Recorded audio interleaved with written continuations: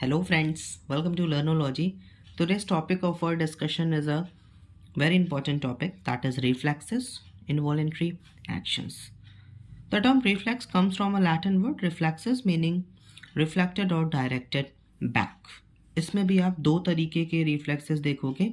There are two types of reflexes which occurs in our body. First is voluntary reflexes and second is involuntary reflexes या आप उसे involuntary actions भी बोल सकते हो. Voluntary perform consciously, involuntary perform unconsciously. Examples के through इन सारे actions को बहुत डिटेल में पढ़ेंगे. So first is your voluntary actions. Voluntary actions ऐसे एक्शंस होते हैं जो हमारे कंट्रोल में होते हैं, जिन्हें हम चाह कर करते हैं. You wish to watch some program on a TV, you switch it on and press the remote for a particular channel. बिल्कुल, अगर आपको देखना होगा टीवी में कोई शो या प्रोग्राम तो आप फिर रिमोट उठाओगे एंड टीवी का बटन ऑन करोगे, फिर चैनल्स लगाना शुरू करोगे. या आप चाह कर रहे हो, अपने आप चीज़ें नहीं हो रही हैं. You pick up an apple and eat it. ऐसा थोड़ी होगा कि एप्पल उड़ के आएगा एंड आपके मुंह में लग जाएगा एंड आप खाना शुरू करोगे. नहीं, हम उसको उठाते हैं, वॉश करते हैं एंड फिर खाते हैं. That is what your voluntary actions. To know the time you raise your arm and look at the watch on your wrist. ठीक है, अगर हम रिस्ट वॉच लगाए हैं तो फिर हमें टाइम देखना है तो हम उसकी तरफ देखेंगे. That is what your voluntary action. Next आते हैं involuntary action. Involuntary action occurring unknowingly also called reflexes. ऐसे इनवॉलेंट्री एक्शंस को हम रिफ्लेक्सेस बोलते हैं. ठीक है, इसमें भी आप दो टर्म देख रहे होगे, stimulus and reflex. Stimulus and response. What actually stimulus is? A stimulus is any agent or an environmental change which initiates a response in the body. Stimulus एक कोई ऐसा एजेंट हो सकता है या वो एक एनवायरमेंटल चेंज भी हो सकता है जिसकी वजह से which initiate a response in the body. Body में कोई रिस्पॉन्स को वो इनिशिएट करेगा. जैसे एनवायरमेंटल चेंज का अगर हम एग्जांपल लेते हैं तो ठंडी आती है तो हम वुलन क्लॉथ्स पहनते हैं एंड गर्मी आती है तो हम एकदम कॉटन वाले पतले से कपड़े पर आ जाते हैं. एनवायरमेंटल चेंज ही तो हुआ, ठंडी और गर्मी. ठीक है, और हमने रिस्पॉन्स ऐसे किया, वुलन क्लॉथ्स अगर हम ठंडी में पहन रहे हैं और समर में हम पतले पतले कॉटन के क्लॉथ्स पहन रहे हैं तो ये हमारा रिस्पॉन्स ही तो है. Yes, the stimuli can be of several types. यानी स्टिमुलस अलग अलग टाइप्स का हो सकता था. फिजिकल हो सकता है, फिजिकल में भी mechanical, touch, prick, pressure, chemical, radiant, light, thermal, heat और कोल्ड, और इलेक्ट्रिकल. ये सारे स्टिमुलस हो सकते हैं. This is a very beautiful diagram to show a simple reflex of withdrawal of hand on touching an hot iron brought out by spinal cord. ऐसा होता है ना कि बाई मिस्टेक अगर हमारा हाथ लग जाता है कभी गर्म प्रेस पर, आयरन पर, तो हम तुरंत अपना हाथ हटा लेते हैं. What is the exact mechanism behind this? ऐसा हम क्यों करते हैं, उसके पीछे का मैकेनिज्म आज पूरा समझेंगे, जिसे हम एक टर्म से समझेंगे, that is reflex action. So first of all, what is reflex action? Very important, as it is definition पूछता है आपके एग्जाम में, class 10th ICSE board. Reflex action, it is an automatic, not autonomic, it's automatic, quick, immediate, involuntary action. ऐसा थोड़ी होगा कि अगर आपका हाथ प्रेस पर छू गया है, गर्म प्रेस पर छू गया है तो आप वेट करोगे कि थोड़ी देर बाद हटाते हैं, रहने दो, क्या दिक्कत है. नहीं, आप तुरंत हटाओगे तो वो ऑटोमेटिक अपने आप हट जाएगा हाथ आपका. क्विक एंड काफ़ी जल्दी होता है एंड इमीडिएट इनवॉलेंट्री एक्शन होता है हमारी बॉडी का, brought about by a stimulus. वो स्टिमुलस कुछ भी हो सकता है.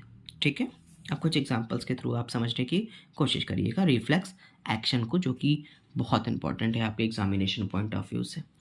सम particles fall in your eye, अगर कुछ तिनका हमारी आँख में चला जाता है, there is a immediate flushing of tears, तुरंत आंसू गिरने लगते हैं to wash out the particle. That is called glandular secretion. कोई तिनका आपकी आँख में गया, that is what a stimulus, and उसके अगेंस्ट में रिस्पॉन्स हमारी बॉडी ने क्या किया, फ्लशिंग ऑफ टीयर्स, आँख से आंसू गिरने लगा. That is what your glandular secretion. Instantaneous withdrawal of hand when it accidentally touches a hot iron, muscular movement, as I just previously told. Shivering when it is too cold, muscular contraction or sweating when too hot, glandular secretion. Dilation of eye pupil to look in the dark and vice versa, that is what your, again, muscular movement. These are some points to show the differences between reflexes and voluntary action. Reflexes हमारे involuntary actions होते हैं and voluntary action आपको पता है, involuntary जो हमारे control में ना हो, वॉलेंट्री जो हमारे कंट्रोल में हो. ये सारे पॉइंट्स आप देख लीजिएगा, very important. Again this is a very very important diagram. Receptor, skin, ठीक है, यहाँ से आप एरो से समझिएगा. सेंसरी न्यूरॉन क्या करता है, जहाँ पर भी रिसेप्टर होता है वहाँ से इंफॉर्मेशन को सेंट्रल नर्वस सिस्टम तक ले जाने का काम किसका है, सेंसरी न्यूरॉन का है, through dorsal ganglion, dorsal root. Spinal cord में आप वाइट मैटर देख रहे हो, ग्रे मैटर देख रहे हो, ठीक है.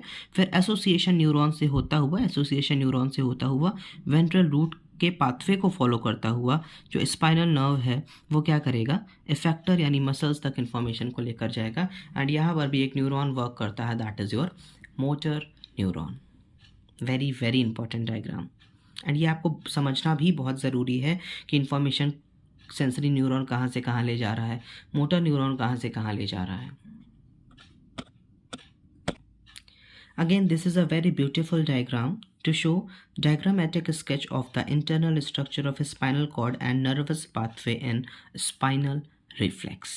Say this everyone. This is a stimulus, pin, prick, hot object, कुछ भी हो सकता है, ठीक है. फिर क्या होगा, receptor in the skin, skin में भी रिसेप्टर प्रेजेंट है. सेंसरी न्यूरॉन उसको कहाँ तक ले जाएगा, हमारे सेंट्रल नर्वस सिस्टम तक ले जाएगा through cell body in dorsal root, that is ganglion. Dorsal root यहाँ पर फिर सेंट्रल नर्वस सिस्टम यानी स्पाइनल कॉर्ड से होता हुआ, एसोसिएशन न्यूरॉन से होता हुआ जो वापस से जो रिस्पॉन्स हमारा होगा वो वेंट्रल रूट से होता हुआ स्पाइनल नर्व, मोटर न्यूरॉन कहाँ पर लाएगा, इफेक्टर मसल्स. इफेक्टर में आपका मसल्स भी आ सकता है और कोई ग्लैंड भी आ सकती है. यानी इन्फॉर्मेशन को स्पाइनल कॉर्ड तक पहुंचाने का काम किसका है, sensory neuron. And spinal cord से इफेक्टर यानी मसल्स और ग्लैंड तक लाने का काम किसका है, motor neuron. Very very important. Exam में ऐसे ही पूरा फिगर आ जाता है एंड इसको 1, इसको 2, इसको 3, 4, 5 ऐसा करके पूछ लेता है. तो जब तक आपको पूरा diagram with a clear labelling नहीं क्लियर होगा, you are unable to do the answer of this question, जो कि आपके एग्जाम में 1, 2, 3, 4 के फॉर्म में आएगा. Very very important. Next reflex action के हम और भी एग्जांपल्स देखते हैं. Pushing along of the swallowed food through the food canal, वहाँ पर मस्कुलर मूवमेंट काम करता है. ये हमारे एलिमेंट्री कैनाल की बात हो रही है. Non stop beating of the heart, कभी रुकता है क्या हार्ट, नहीं रुकेगा, then there is a problem.